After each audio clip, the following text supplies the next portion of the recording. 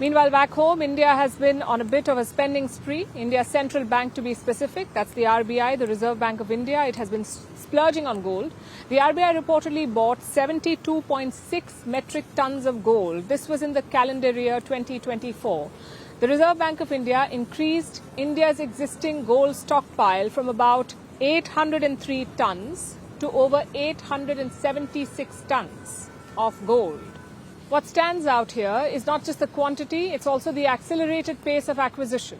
The RBI bought about 18 tons of gold in 2023, 18 tons, and then 72 tons in 2024. That means the gold purchases went up fourfold. The obvious question then is why? Why is India hoarding so much gold? What does the RBI plan to do with all that bullion? An MP, a member of parliament, asked Finance Minister Nirmala Sitharaman this question in Parliament. He basically asked if there was some hidden reason for this, for why they're buying so much gold. Perhaps de-dollarization. Is that the reason? Now, for those of you who don't know, de-dollarization is the act of moving away from the US dollar for international trade.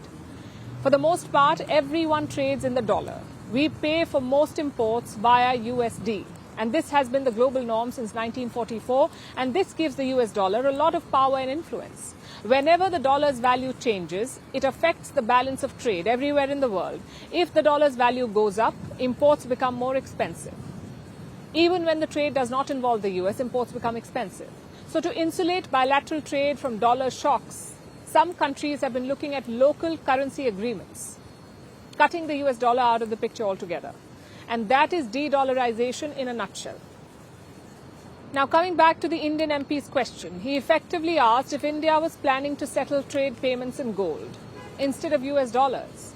Finance Minister Nirmala Sitharaman shot this idea down. She said the RBI's gold hoarding did not have anything to do with de-dollarization. Instead, it was to diversify Indian reserves.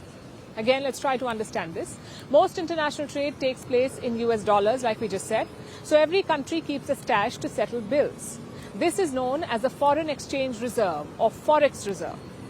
Now, most of this reserve is made up of US dollars.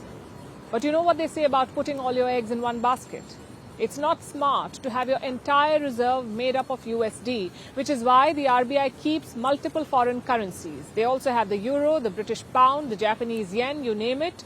The Indian Central Bank has it.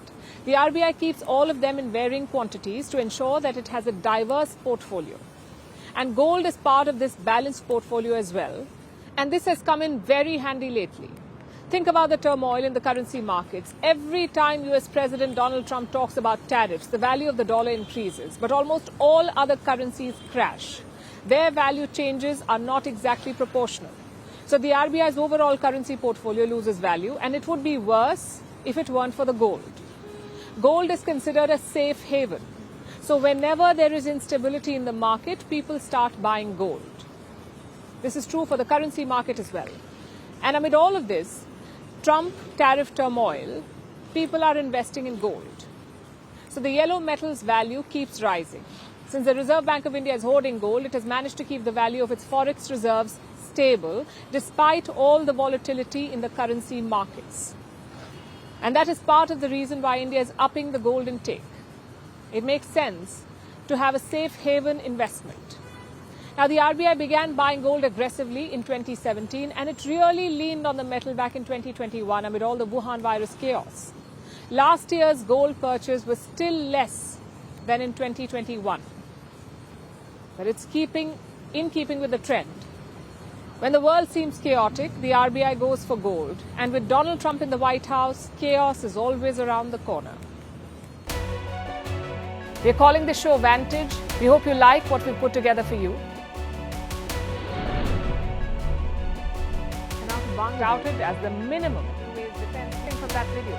India's neighbors were the first to send the special edition of Vantage live from the White House throughout this week. Hindu Mandir we're on our way to Tel Aviv. Measure, but it's also the perfect way to drive.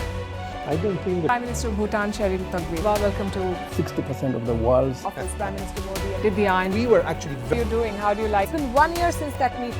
Iron bars separate you from the outside. Out the vote effort. Trump had, it says, and at $4.3 trillion. 4.3 300 billion by 2030. That's what we need to tackle climate change.